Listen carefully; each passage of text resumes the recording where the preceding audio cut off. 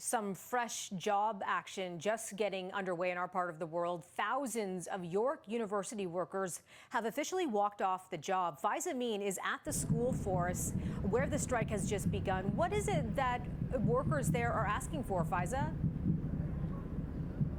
Well, Melissa, it all boils down to wages here. This is day one of strike action that's underway here at York University. You can see behind me, dozens are in attendance for this QP 3903, the union representing 3,000 of its members, telling me that they're responsible for over 50% of the teachings here at York University. So that's bound to have an impact on students attending the school here. Both sides currently not at the bargaining table right now and just too far apart.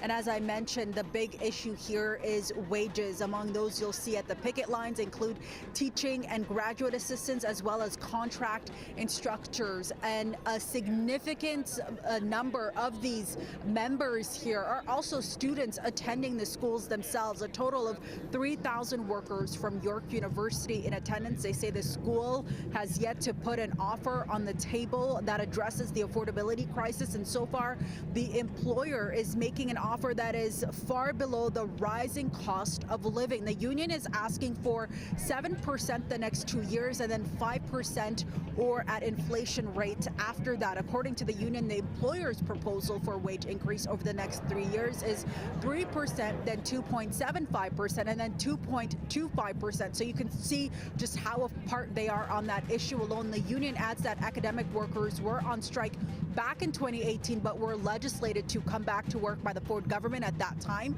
the government passed Bill 124, which limited public sector wage increases to 1%. That was recently struck down by the court, so the union is also asking 4% retroactive pay since 2020 as a result. We spoke with members of the union. Here's what they had to say. We have members who are relying on food banks. We have members who work multiple jobs just to make ends meet.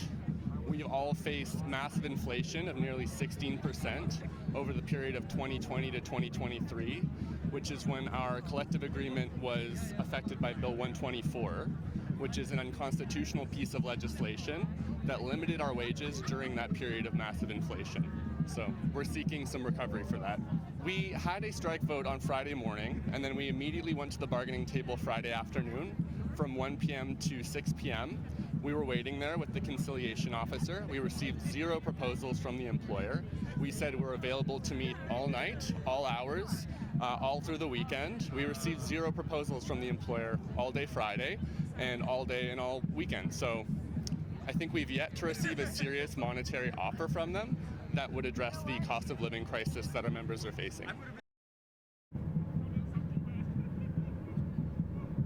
And it seems like there wasn't much talk between both sides over the weekend. In a statement to CityNews, York University tells us, quote, the university had hoped that we could achieve a negotiated collective agreement over the weekend with QP 3903 prior to their planned strike date of 12:01 a.m. on Monday, February 26th. With that goal in mind, we offered 2 consecutive proposals on February 7th and 21st, which addressed crucial items, including increase in rates of pay. Thus far, none of these proposals have been responded to at the bargaining table. So again, both sides still very much apart. Right now, we're being told that they're not at the bargaining table. They're not talking. It's unclear as to how long this strike and job action could possibly last. York University telling CityNews that they do have contingency plans in place to address any impacts to students.